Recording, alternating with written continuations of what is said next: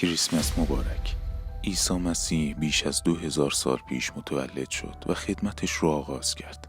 خدمتی که همراه با رنج و سختی بود.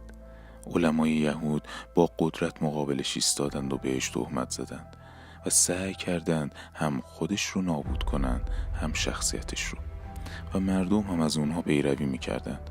اما نور خدا هیچ وقت خاموش نمیشه و امروز عیسی دیگر در میان ماست، تسلی دهنده و غلام امین و دانایی که مسیح بشارتش رو به ما داده. او کسی نیست جز احمد الحسن، فرستاده عیسی مسیح، کسی که با قانون ثابت شناخت فرستادگان اومده و خدا به حقانیتش شهادت میده. ای مسیحیان، اگر خواهان یاری حق هستید، حق امروز در بین شماست. پس کسی که میخواهد جامه‌هایش را با خون او بشوید چنین کند تا پاکیزه گردد و مقدس شود و نصیبی در ملکوت آسمان ها داشته باشد و تا در ملکوت آسمان ها بنگرد.